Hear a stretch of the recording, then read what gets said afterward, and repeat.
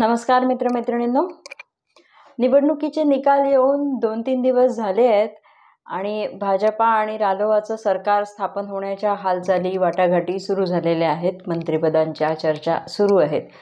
तब्बल तिसऱ्यांदा नरेंद्र मोदी पंतप्रधान होणार आहेत आणि तरीही मोदी आणि मोदी समर्थक दोघंही शांत आहेत. खरं तर जे अपेक्षित यश मिळालं नाही त्याचं कवित्व, त्याचं चर्वितचर्वण मंथन जास्त सुरू आहे. पण विरोधक मात्र सगळे एकत्र येऊनही बहुमतापर्यंत आपण पोहोचलो नाही असं असून सुद्धा, सत्तेपर्यंत जाता येत नसून सुद्धा वेगळ्याच एका उन्मादी आनंदात आहे. या 2 दिवसामध्ये विरोधकांच्या कार्यकर्त्यांनी जसं काही वर्तन केलेलं आहे आणि सोशल मीडियावर त्यांचं जे काही उन्माद सुरू आहे त्याच्यावरनं पुढचे 5 वर्ष कशी असणार आहे याची झलक मिळते. आणि ही झलक किंवा हा सगळा जो उन्माद आहे हा ज्यांनी आता भाजपाला इशारा दिला आहे असे मतदारही शांतपणे बघतात आहे. तेव्हा आज मी याच विषयावर बोलणार आहे. नमस्कार, मी आहे राधिका अश्विन अघोर आणि आपण बघताय घनघोर. मित्रमैत्रिणींनो, विरोधकांना या निवडणुकीत अपेक्षेपेक्षा अधिक जागा मिळाल्या. मी सांगितलं तसं की त्यांची स्वतःची एवढी मुसंडी मारू अशी अपेक्षा नव्हती. मात्र रालोआला स्पष्ट बहुमत मिळालं आहे आणि सरकार मात्र त्यांचं बनणार आहे. मोदींचा एकूण स्वभाव, त्यांचा कार्यशैली आणि पहिल्याच दिवशी त्यांनी दिलेलं भाषण बघता ते कोणत्याही दबावाखाली हे सरकार चालवणार नाही असं दिसतं आहे, असं स्पष्ट आहे. खरं तर अपेक्षेपेक्षा जागा जास्त चांगल्या मिळाल्या म्हणून इंडिया आघाडीचे सगळे नेते पहिल्या दिवशी तरी खूप खुश होते. म्हणजे आम्ही आता तरी सरकारमध्ये बसणार नाही, पुढचं पुढे पाहू असं विरोधकांनी म्हटलंय. आम्ही या सरकारवर दबाव बनवू, संविधान वाचवण्याचं आमचं जे युद्ध आहे ते सुरू करू. तर संविधान वाचवण्याचं यांचं जे काय युद्ध, संविधान वाचवण्याचा यांचा जो लढा आहे तो यशस्वी झालाय. तर त्या लढ्याची जी झलक 2 दिवसात देशभरात मिळाली तेच आज मी सांगणार आहे. म्हणजे विरोधकांनी हा सगळं म्हणणं हा राजकारणाचा भाग आहे. ते कदाचित सरकार तयार करण्याचाही प्रयत्न आतल्यात त्यांचा सुरू असेल, खासदार फोडाफोडीचाही विचार किंवा पक्ष आपल्याकडे घेण्याचा, हा सगळा राजकारणाचा भाग आहे. हे होत राहील, हे होण्यात काही गैर नाही आहे. पण त्यांचा जो संविधान बचावचा नारा होता त्या आनंदाचं जे उन्मादात रूपांतर झालं आहे, हा एक केवळ उन्माद आहे की एखाद्या अराजकाची तयारी आहे हे आता तुम्ही ठरवा. मी तुम्हाला फक्त काही घटना सांगते. काल दिवसभरामध्ये देशभरात काही डिस्टर्बिंग घटना झाल्या आणि देशाच्या वेगवेगळ्या ठिकाणी झाल्या. तमिळनाडूमध्ये भाजपा अध्यक्ष अण्णामलाई यांचा कोइंबतूरमधून पराभव जरी झाला असला तरी भाजपाची मतांची टक्केवारी 11% वाढली आहे आणि तिथे जवळपास 2ऱ्या किंवा 3ऱ्या स्थानी भाजपाचे सगळे उमेदवार आहेत. त्याच्यामुळे याचा राग आहे की तमिळनाडूमध्ये आपल्याला भाजपाला जागा मिळवता आली नाही याचा आनंद आहे, मला माहिती नाही. DMKच्या कार्यकर्त्यांच्या मनात काय भावना आहे. मात्र काल कोइंबतूरला अण्णामलाईंबद्दल द्वेषाचं राजकारण, हे मोहब्बत की दुकान चालवणाऱ्यांचा द्वेष बघा. काल कोइंबतूरमध्येच काय केलं DMKच्या कार्यकर्त्यांनी, भर रस्त्यात एका बकऱ्याच्या चेहऱ्यावर अण्णामलाई यांचं छायाचित्र चिकटवून त्या बकऱ्याला भर रस्त्यामध्ये अशी नृशंस हत्या करण्यात आली. ही यांची लोकशाही आहे मित्रांनो. आणि ह्याचा व्हिडिओ व्हायरल झाला आहे, अत्यंत डिस्टर्बिंग व्हिडिओ व्हायरल झालेला आहे. मी बातम्यांमध्ये असं वाचलं, मी तो व्हिडिओ पाहू शकले नाही. या बातम्यांमध्ये असं वाचलं की या व्हिडिओत काही लहान मुलांचे आवाजसुद्धा येतात आहे. म्हणजे ही घटना भर रस्त्यावर करताना लहान मुलंसुद्धा तिथे होते. हे ISISपेक्षा काय वेगळं आहे का? आणि या प्रतिकात्मक अण्णामलाईचं किंवा प्रतिकात्मक गोष्टी जेव्हा तुम्ही करता आणि त्या प्रतिकात्मक गोष्टींमधनं तुमचा द्वेष तुम्ही दाखवून देता, त्यावर जर कारवाई झाली नाही, त्यावर जर लोकांनी व्यक्त केलं नाही, तर प्रतिकात्मक करणाऱ्यांची हिंमत प्रत्यक्ष करणाऱ्यापर्यंतही वाढते. आणि दक्षिणेमध्ये भाजपाच्या राष्ट्रीय स्वयंसेवक संघाच्या कार्यकर्त्यांनी याचा अनुभव वारंवार घेतला आहे. आणि यांनी बंगालमधल्या एका नेत्यांनी बुचर ऑफ गुजरात असं नरेंद्र मोदींना म्हटलं होतं. काल ते पाहिल्यावर काय दिसलं स्टॅलिनच्या बाबतीत, माझ्याही मनात तेच वाक्य आलं. बरं, या सगळ्या याच्यात आपला पुरोगामी, सुसंस्कृत, लोकशाहीचं रक्षण करणारा वगैरे वगैरे जो महाराष्ट्र आहे तो काही कमी नाही हं. तिथेही म्हणजे ज्या अमरावतीत उमेश कोल्हे यांची हत्या झाली आणि ती हत्या दाबून ठेवण्याचा जो प्रयत्न झाला, त्यांच्या समर्थकांनाच अमरावतीकरांनी निवडून दिलेलं आहे. त्याच महाविकास आघाडीच्या उमेदवाराला, खासदाराला त्यांनी निवडून दिलेलं आहे. केवळ वैयक्तिक गटबाजी अंतर्गत कुरघोड्या या नादात नवनीत राणांचा पराभव झालेला आहे. आणि ज्यांना निवडून दिलेलं आहे त्यांच्या कार्यकर्त्यांनी ज्या प्रकारचे उन्मादी आणि अश्लील व्हिडिओ केले आहे तेही मी इथे दाखवू शकत नाही. सोशल मीडियावर ते व्हिडिओ आहेत, तुम्ही ते व्हिडिओ पहा. त्याच्यावरनं आपण कोणाला निवडून दिलं याचा अमरावतीकरांना नक्की पश्चात्ताप होत असेल असं मला वाटतं. अशाच प्रकारचे व्हिडिओ सोलापूरमधूनही आले आहेत, आणखीन महाराष्ट्राच्या काही काही कानाकोपऱ्यातून आलेले आहेत, जे अश्लील आहे, उन्मादी आहेत आणि भयंकर आहेत. आणि म्हणजे स्त्री तर सोडा, एखादा सुसंस्कृत पुरुषही ते व्हिडिओ बघू शकणार नाही असे ते व्हिडिओ आहेत. म्हणजे स्त्रीचा सन्मान वगैरे गोष्टी करणाऱ्या सुप्रिया सुळे, सुप्रिया श्रीनेत आणि अमुक तमुक या सगळ्यांनी हे बघितलं पाहिजे की हे कसल्या प्रकारचे व्हिडिओ आहे.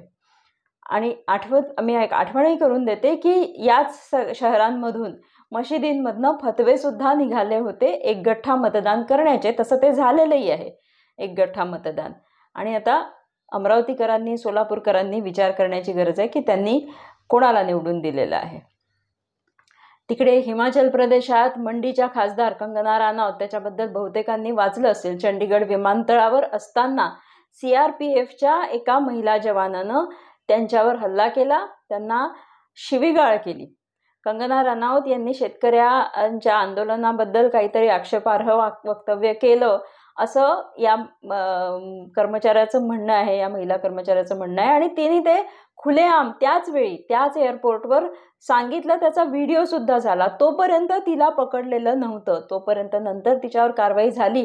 पण हा खुलेआम व्हिडिओ करेपर्यंत CRPFचे इतर जवान किंवा इन्चार्ज, सिक्युरिटी इन्चार्ज तिथे काय करत होते मला माहिती नाही, पण तिने ते खुलेआम कॅमेरासमोर सांगितलं. ही घटना तर आक्षेपार्ह, ही घटना तर धक्कादायक आहेच मित्रांनो. पण त्याच्यापेक्षा जास्त धक्कादायक आणि अत्यंत वाईट आहे की त्या घटनेचं सगळ्या इंडिया आघाडीच्या पक्षांकडनं, त्यांच्या नेत्यांकडनं समर्थन आणि गंमत केली जाते, खिल्ली उडवली जाते आहे. सुसंस्कृत मुख्यमंत्र्यांच्या प्रियंका चतुर्वेदी, माजी मुख्यमंत्र्यांच्या खासदार प्रियंका चतुर्वेदी यांनी पण त्याचं कौतुक केलेलं आहे.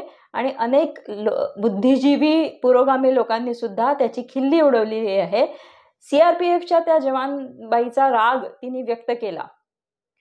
असाच राग याच देशात खलिस्तान्यांनी व्यक्त करत एका महिला पंतप्रधानाची हत्या केलेली आहे. CRPFच्या त्या काल मुलीच्या हातात जर बंदूक असती तर काय झालं असतं? तुम्ही कशाचं समर्थन करता आहात? तुमचं सत्सद्विवेक बुद्धी कुठे गेली आहे हे सुद्धा यांच्या लक्षात नाही. इतका हा उन्माद आहे. आणि हा केवळ उन्माद नाही, हा मूर्खपणा सुद्धा आहे. कारण की ही वेळ कोणावरही येऊ शकते, ही वेळ कोणावरही येऊ शकते. खलिस्तानी माथे फिरूचा म्हणजे आज आपल्या देशामध्ये लाजिरवाणी गोष्ट आहे की अमृतपाल सिंग सारखा जेलमध्ये असलेला माणूस निवडून येतो आणि त्याच्याबद्दल कोणाला खंत वाटत नाही. त्याच्यामुळे ही वेळ याच्या आणि एका गोष्टीचा मात्र मी उल्लेख करीन, मला चांगलं वाटलं की ज्यांचा पराभव कंगनाने केला मंडीच्या लोकसभा इलेक्शनमध्ये, त्यांनी मात्र या घटनेचा निषेध केलेला आहे, तेव्हा त्यांचं कौतुक आहे.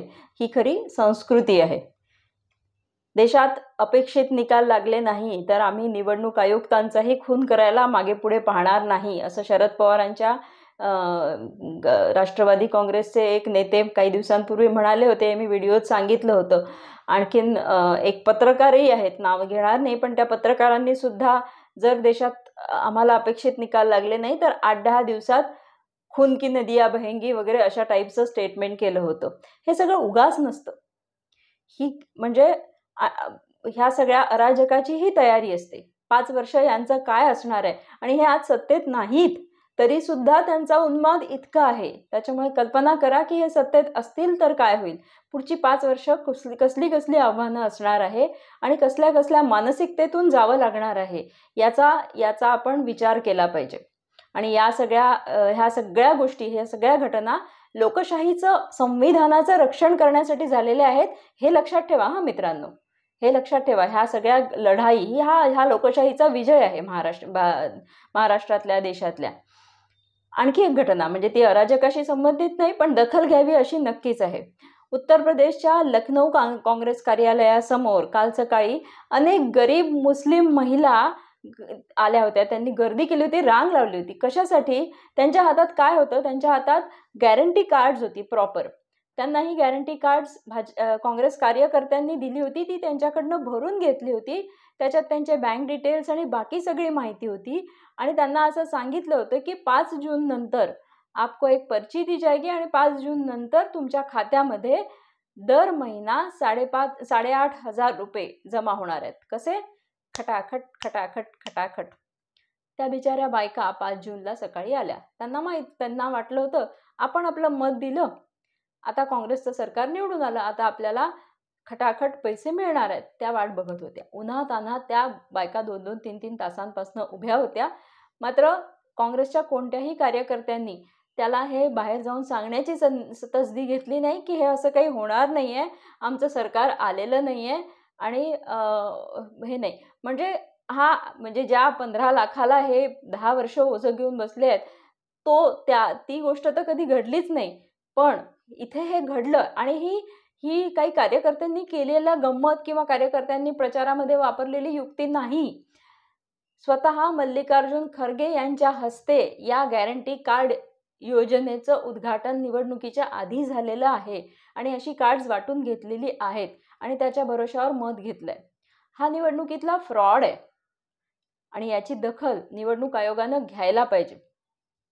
आज राहुल गांधी, प्रियंका गांधी किंवा यांच्यापैकी कोणाचीही हिंमत नाही आहे की त्यांनी जाऊन या बायांना सांगावं की बायांनो माफ करा, आमचं सरकार आलं नाही, आम्ही तुम्हाला उल्लू बनवलेलं आहे आणि आम्ही तुम्हाला कुठलेही पैसे देणार नाही.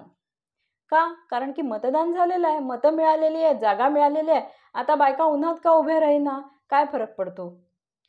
मित्रमैत्रिणींनो, पराभवाला इंडी सरकार विजय समजते आहे, इंडी आघाडी विजय समजते आहे, किंवा मग या देशातलं हे कदाचित रालोआचं सरकार अस्थिर राहावं यासाठीची तयारी करते आहे, जे काय असेल ते. पण या उन्मादात जे देशभरातले त्यांचे कार्यकर्ते वागतायत त्याकडे जनता बघते आहे. तीच जनता जिनी भाजपाला धडा शिकवला आहे असं या सगळ्यांचं म्हणणं आहे. जर ती जनता भाजपाला धडा शिकवू शकते पण सत्तेतही ठेवू शकते, तर ती जनता शांतपणे तुमच्याकडेही बघते आहे. ही निवडणूक शेवटची नव्हती, निवडणुका होत राहणार आहे. त्याच्यामुळे हा उन्माद थांबवला तर बरं होईल. असो, त्यांना समजायचं असेल त्यांनी समजतील, पण निदान जे मतदार जागृत आहेत, ज्यांना खरोखर लोकशाहीची चाड आहे, त्यांनी तरी या गोष्टीकडे लक्ष द्यावं अशी अपेक्षा आहे.